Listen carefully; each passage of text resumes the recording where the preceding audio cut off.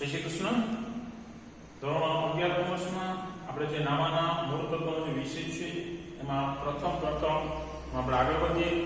9 number ભાગ 9 એટલે video number 9 છે એમાં આપણે આગળ જવાનું છે. આપણે નામાના પારિભાષિક શબ્દો આ શરૂ કરેલા છે અને બુકમાં જે આપ્યા છે એને જ આપણે અનુસરીએ છીએ. બરાબર, વધારાના શબ્દો છે તો સ્ટાર કરીને રજૂ કરી દઈશું. અહીંયા જે શબ્દ જે લીધો છે બરાબર છે 8 નંબરનો જે શબ્દ છે અને એ છે મિલકત. સૌથી પહેલા મિલકતની વાત કરીએ. મિલકત એટલે શું? તો કે ભાઈ ધંધાની માલિકીની કોઈ પણ ચીજ વસ્તુ કે અધિકાર કે જેનું નાણાકીય મૂલ્ય હોય, નાણાકીય અથવા આર્થિક, કે જેનું નાણાકીય મૂલ્ય હોય અથવા આર્થિક મૂલ્ય હોય તેને ધંધાની મિલકત કહેવાય. બોર્ડ ઉપર લખેલું છે, મારા શબ્દમાં લખેલું છે, બુકમાં આપ્યું છે, થોડું જુદું પણ સરસ એના સહેલા શબ્દમાં લખ્યું છે. ધંધાની માલિકીની કોઈ પણ ચીજ વસ્તુ કે અધિકાર કે જેનું નાણાકીય મૂલ્ય હોય તેને ધંધાની મિલકત કહેવાય. બરાબર છે? તો સૌથી પહેલા જે શબ્દ રજૂ કરું છું ધ્યાન આપજો. શું કીધું છે? ધંધાની માલિકી કોઈ પણ ચીજ વસ્તુ, તમે કોઈ પણ ચીજ વસ્તુ છે જો એની માલિકી ધંધાની હોય, બરાબર યાદ રાખજો. બરાબર, સૌથી પહેલા માલિકીની કોની માલિકી હોવી જોઈએ? ધંધાની માલિકીની કોઈ પણ ચીજ વસ્તુ હોવી જોઈએ. બરાબર છે? અથવા અધિકાર કે જેની માલિકી ધંધાની હોય તેને શું કહેવાય? બરાબર છે? તો કે હા, એનું પાછું નાણાકીય મૂલ્ય. ધંધાની માલિકીની કોઈ પણ ચીજ વસ્તુ કે અધિકાર બરાબર કે જેનું નાણાકીય મૂલ્ય હોય એને શું કહેવાય? બરાબર, તો કે ધંધાની મિલકત કહેવાય. હું તમને પૂછું કે આ બોર્ડ છે, બરાબર છે, યાદ રાખજો. તો આ શું છે? ચીજ વસ્તુ છે. માલિકી કોની છે? આ સંસ્થા, આપણી જે સ્કૂલ છે બીએન ચાવડા સ્કૂલ, એની માલિકી છે. વસ્તુ મગજમાં રાખજો. બરાબર, તો આ સ્કૂલની માલિકના બોર્ડ છે. બરાબર, અને આ ચીજ વસ્તુનું જે બોર્ડ છે એની માલિકી સ્કૂલની છે. બીજું કે આનું નાણાકીય મૂલ્ય છે તો કે હા, તમે બજારમાં વેચવા જાવ ભલે ઓછા આવતા પૈસા મળશે તો એનું નાણાકીય મૂલ્ય છે. અહીંયા સ્કૂલ માટે શું છે? ધંધાની મિલકત છે. આ બેન્ચું છે, યાદ રાખજો, એક પ્રકારનું ફર્નિચર છે પણ એની માલિકી કોની છે? આપણી સંસ્થાની માલિકી છે. પીએન ચાવડા સ્કૂલ છે એની માલિકી છે. તો એનો શું થયો કે આ ધંધાની માલિકીની આ બેન્ચો છે, એક પ્રકારનું ફર્નિચર છે એમ કહી શકાય. અને માલિકી અહીંની આપણી સંસ્થાની છે. અને હા, એનું નાણાકીય મૂલ્ય છે. તમે વેચવા જાવ તો વેચી શકશો. બરાબર છે? યાદ રાખજો, શું કહી શકશો? એનું વેચાણ કરી શકશો. એનું નાણાકીય મૂલ્ય છે એ ધંધાની મિલકત છે. બરાબર છે? તો ધંધાની મિલકતની વાત કરીએ છીએ. મેં શું કીધું? ધંધાની માલિકીની કોઈ પણ ચીજ વસ્તુ કે અધિકાર કે જેનું નાણાકીય મૂલ્ય હોય તેને શું કહેવાય? ધંધાની મિલકત કહેવાય. તમે એક શબ્દ લખ્યો છે અધિકાર. તો અધિકાર એટલે શું? ઘણી વખત અમુક મિલકત એવી છે કે તમે જેને જોઈ ન શકો, ઉપયોગમાં લઈ શકો, માત્ર જોઈ ન શકાય, સ્પર્શી ન શકાય, અમુક એવી મિલકત છે. બરાબર છે? કે જેનો માત્ર આપણે જ આપણો ધંધોને ઉપયોગ કરી શકાય. તો એની માલિકી ધંધાની છે અને એનું નાણાકીય મૂલ્ય છે. યાદ રાખજો. બરાબર છે? તો એને શું કહેવાય? સામાન્ય રીતે ધંધાની મિલકત કહેવાય. બરાબર, દાખલા તરીકે હું તમને એમ કહું છું, બરાબર, કે અમુક અધિકારની વાત કરી છે. બરાબર છે? કે ભાઈ ટ્રેડમાર્ક. ટ્રેડમાર્ક ખબર છે? ટ્રેડમાર્ક એટલે શું? તો કે એક પ્રકારની અદ્રશ્ય મિલકત છે. ટ્રેડમાર્કની વાત કરું છું. તો આ જે ટ્રેડમાર્ક છે, ટ્રેડમાર્ક એટલે કોઈ પણ પ્રકારનું નામ છે, લોગો છે, કોઈ પણ નિશાની છે, તેનું તમે સરકારમાં રજીસ્ટ્રેશન કરાવો છો. સરકારી વિભાગમાં, સરકારી ડિપાર્ટમેન્ટ. તો એના માટે સરકાર અમુક પૈસા ચૂકવવા પડે. પણ જેટલા પૈસા ચૂકવો છો એટલી રકમથી એ મિલકત તમારી ગણાય. બરાબર, દાખલા તરીકે પીએન ચાવડા સ્કૂલનું નામ છે તો પીએન ચાવડા સ્કૂલનું નામ છે, એનું રજીસ્ટ્રેશન કરાવેલું હશે. યાદ રાખજો, આપણી સંસ્થા. તો હવે અન્ય કોઈ વ્યક્તિ પીએન ચાવડા ના નામે કોઈ સ્કૂલ ચાલુ કરી શકશે નહીં. આટલું યાદ રાખજો. તો એક પ્રકારનો અધિકાર છે. શું છે? એક પ્રકારનો અધિકાર છે. આ એક વસ્તુ મગજમાં રાખજો. એની માલિકી ધંધાની છે તો કે હા, એની માલિકી એક તો ધંધાની છે, એ પણ સાથે સાથે ભેગું યાદ રાખવાનું છે. અને એનું નાણાકીય મૂલ્ય છે. પીએન ચાવડા છાપો ટ્રસ્ટ ધારે તો સ્કૂલ બીજાને વેચવી છે તો આખે સ્કૂલ વેચી શકે છે. આપણું ભેગું યાદ રાખજો. એનું નાણાકીય મૂલ્ય હોય છે માટે એને શું કહેવાય? ધંધાની મિલકત કહેવાય. બીજો એક ઉદાહરણ આપવું હોય તો તમને ખ્યાલ છે, બરાબર છે, કે ભાઈ રેડિયો તુવેર આવે છે, પાર્લેજી બિસ્કિટ આવે છે, થમ્સ અપ આવે છે, ઠંડા પાણી પીવો છો, આ બધાનું જે નામ છે બરાબર છે, અથવા લોગો છે, રેડિયો દ્વારા લોગો છે, પાર્લેજી જે બિસ્કિટ છે, પાર્લેજી નામ છે, એની સાથે ઓલું નાના બાબલાનું જે ચિત્ર છે, બરાબર છે, અને અથવા થમ્સ અપ છે, એમાં નિશાની છે, બરાબર છે, થમ્સ અપ, બરાબર છે, તમારા ધ્યાનમાં રહે. આમ તો થમ્સ અપ માં બી નો લોપ છે, માઇન્ડમાં રાખજો, બાકી થમ્બ એકચ્યુઅલી બોલાય, ત્યાં થમ્બ બોલે, થમ્સ બોલે છે, બી નથી ઉપયોગ કરતા, થમ્સ અપ છે. તો આ બધી નિશાની છે, એનું રજીસ્ટ્રેશન થયું છે. તમે થમ્સ અપ ની બોટલ બહાર નહીં પાડી શકો, તમે પાર્લેજી બિસ્કિટ બહાર નહીં પાડી શકો, યાદ રાખજો. તમે રેડિયો દ્વારા વેચવાની કોશિશ કરજો, તમારે બનાવી તરત પોલીસ કામ તમારે ત્યાં આવી જશે, બરાબર છે. તો આ અધિકાર છે, એની માલિકી ધંધાની છે અને એનું નાણાકીય મૂલ્ય છે, યાદ રાખજો. માટે એક શું છે? ધંધાની મિલકત છે, ટ્રેડમાર્ક એ ધંધાની મિલકત છે. ઘણી બધી અદ્રશ્ય મિલકત છે જેને અધિકાર કહેવાય. પાઘડી, પેટર્ન, ટ્રેડમાર્ક, કોપીરાઇટ, આ બધા અધિકાર છે, યાદ રાખજો. અત્યારે બધાની ચર્ચા શક્ય નથી એટલે નથી કરતા, પછી આપણે આગળ આવશે રજૂ કરી સમજાવશું, બરાબર છે. તો આવો જે અધિકાર છે કે જેનું નાણાકીય મૂલ્ય હોય અને એની માલિકી ધંધાની હોય તેને ધંધાની મિલકત કહેવાય. તો વ્યાખ્યા ફરી એક રજૂ કરું છું, તમારી સામે લખેલી છે બોર્ડ ઉપર, મારા શબ્દોમાં તમે ફી થાવ ત્યારે લખી લેજો, બરાબર. મિલકત એટલે શું? તો કે ધંધાની માલિકી કોઈ પણ ચીજ વસ્તુ કે અધિકાર કે જેનું નાણાકીય મૂલ્ય હોય અથવા એનું આર્થિક મૂલ્ય હોય તો એને શું કહેવાય? ધંધાની મિલકત કહેવાય. તો આ ધંધાની જે મિલકત છે એના પાછા અલગ અલગ પ્રકાર પડે છે. એમાં સૌથી પહેલો જે સમય આધારિત પ્રકાર, બરાબર, તમે ચાલુ મિલકતો, બિન ચાલુ મિલકતો, બરાબર છે, ઓકે. પછી બિન ચાલુ મિલકત છે એમાં ફરી પાછા ભાગ પાડી શકાય. દ્રશ્ય મિલકત, અદ્રશ્ય મિલકત. તો આપણે જે આવતી જાય છે એક શબ્દ સ્વરૂપે હું તમને રજૂ કરતો જાઉં છું અને લેતો જાઉં છું, બરાબર છે. તો આટલું અહીં સુધી રાખીએ અને આપણે આગળ બ્રેક લઈએ, બરાબર.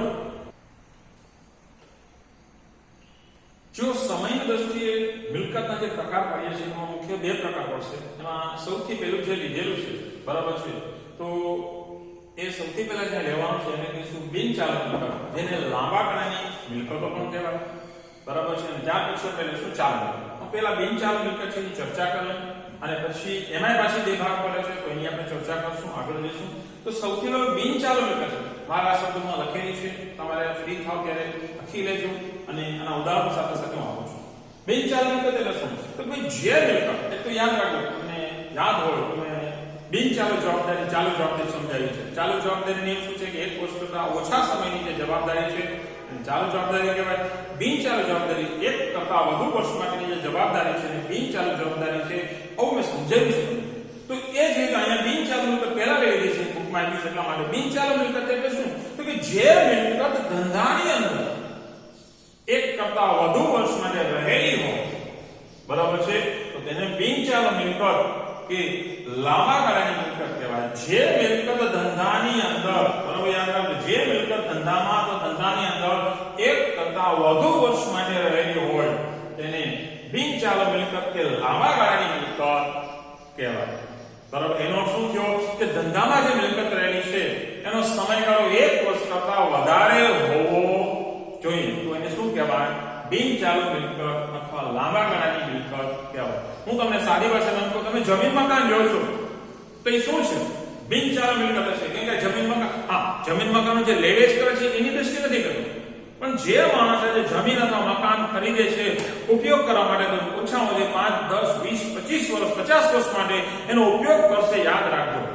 તે લાંબા ગાળાની મિલકત છે. આપણી સ્કૂલ છે, આપણું બિલ્ડિંગ બનાવેલું છે જબરજસ્ત મોટું, હોસ્ટેલ બિલ્ડિંગ અલગ, સ્કૂલનું બિલ્ડિંગ અલગ, તમારી સામે છે, બેના બિલ્ડિંગ અલગ અલગ છે. પણ શું છે? બિન ચાલુ મિલકત છે, લાંબા ગાળાની મિલકત છે. કેમ કે બનાવ્યા પછી, બરાબર છે, હું ન બોલતો 2007 થી તો લગભગ સ્કૂલ ચાલુ છે. બિલ્ડિંગ બનાવવાનું 2005 થી શરૂઆત થઈ હતી જનરેશન. તો કેવી મિલકત છે? લાંબા ગાળાની મિલકત છે, જમીન મકાન છે, બરાબર. આપણું જે બિલ્ડિંગ છે એ કેવી છે? બિન ચાલુ મિલકત છે, લાંબા ગાળાની મિલકત છે, આટલું યાદ રાખજો. તો લાંબા ગાળાની મિલકતમાં કઈ કઈ હોઈ શકે? કે જમીન, મકાન, ફર્નિચર, પ્લાન્ટ, મશીનરી અથવા યંત્રો, વાહનો, આ બધી મિલકત છે શું છે? બધી બિન ચાલુ મિલકતમાં આવે છે, આટલું યાદ રાખજો, બરાબર છે. અને બીજું સાથે બિન ચાલુ મિલકત છે એને પણ બે ભાગમાં તમે વેચી શકો. એમાં એક દ્રશ્ય મિલકત અને બીજું અદ્રશ્ય મિલકત. આ બે ભાગમાં તમે વેચણી કરી શકો છો, બરાબર છે. તો આ સમજો, સાથે સાથે દ્રશ્ય અદ્રશ્ય બે મિલકત છે, સાથે સાથે તમે રજૂ કરી સમજાઈ દેજો, બરાબર છે. તો ત્યાં સુધી બોર્ડ ઉપર લખીએ ત્યાં સુધી 1 મિનિટ બ્રેક લઈશું. સારું. આપણે આગળ જઈએ. હવે એના પછી જે શબ્દ છે એ છે દ્રશ્ય મિલકત. દ્રશ્ય મિલકત એટલે શું? તો કે સામાન્ય ધંધાની જે કોઈ પણ મિલકત છે એને જોઈ શકાય, સ્પર્શી શકાય અથવા જે મિલકત ભૌતિક દ્રષ્ટિએ અસ્તિત્વમાં હોય તેને દ્રશ્ય મિલકત કહેવાય. બરાબર? ધંધાની કોઈ પણ મિલકત જેને તમે જોઈ શકો છો, સ્પર્શી શકો છો અથવા જે મિલકત ભૌતિક દ્રષ્ટિએ અસ્તિત્વમાં હોય છે, ઓકે, તેને ધંધાની દ્રશ્ય મિલકત કહેવાય. દાખલા તરીકે આપણે વાત કરીએ છીએ એ પ્રમાણે, બરાબર છે, તો આપણે વાત કરીએ છીએ દ્રશ્ય મિલકત. દ્રશ્ય મિલકતમાં આપણે વાત કરીએ છીએ દાખલા તરીકે તમારે જે લેવી છે એ જમીન, મકાન, પ્લાન્ટ યંત્રો, ત્યાર પછી ફર્નિચર, વાહનો, આ બધી દ્રશ્ય મિલકત છે. શું છે? દ્રશ્ય મિલકત. મેં થોડી પહેલા જે લખેલા છે અદ્રશ્ય મિલકતના નામ બોલમાં લખાયેલા હતા, બરાબર? એટલે મેં ચેકી નાખ્યા. તો આપણે દ્રશ્ય મિલકતની વાત કરીએ છીએ. દ્રશ્ય મિલકત એટલે ધંધાની કોઈ પણ મિલકત, બરાબર, જેને તમે જોઈ શકો, સ્પર્શી શકો અથવા જે મિલકત ભૌતિક દ્રષ્ટિ અસ્તિત્વમાં હોય તો એને શું કહેવાય? દ્રશ્ય મિલકત. દ્રશ્ય મિલકતના ઉદાહરણ આપવાની કઈ જરૂર નથી, છતાં નામ આપવા હોય તો જમીન જોઈ શકો છો, સ્પર્શી શકો છો, મકાન જોઈ શકો છો, સ્પર્શી શકો છો, ભૌતિક દ્રષ્ટિ અસ્તિત્વમાં છે, બરાબર, ફર્નિચર, વાહનો, મશીનરી, યંત્રો, આ બધું શું છે? તો કે દ્રશ્ય મિલકત છે, જેને તમે જોઈ શકો છો, સ્પર્શી શકો છો અને ભૌતિક દ્રષ્ટિ અસ્તિત્વમાં છે તેને દ્રશ્ય મિલકત કહેવાય. તો દ્રશ્ય મિલકત એટલે ખ્યાલ આવે મિત્રો? બરાબર છે. ધંધાની કોઈ પણ મિલકત એટલે જે મિલકત, ધંધાની કોઈ પણ મિલકતને તમે જોઈ શકો કે સ્પર્શી શકો અથવા જે મિલકત ભૌતિક દ્રષ્ટિ અસ્તિત્વમાં હોય તેને દ્રશ્ય મિલકત કહેવાય. એ વ્યાખ્યા લખી છે, તમે બુકમાં લખી નાખજો. ઓકે, નેક્સ્ટ આગળ શબ્દ લઈને ત્યાં સુધી બેઠે. જો એના પછીનો જે શબ્દ લીધો છે અદ્રશ્ય મિલકત. અદ્રશ્ય મિલકત. દ્રશ્ય મિલકત તમને આવડે ને તો અદ્રશ્ય મિલકત સમજાવવાની જરૂર નથી. અદ્રશ્ય મિલકત એટલે કઈ મિલકત?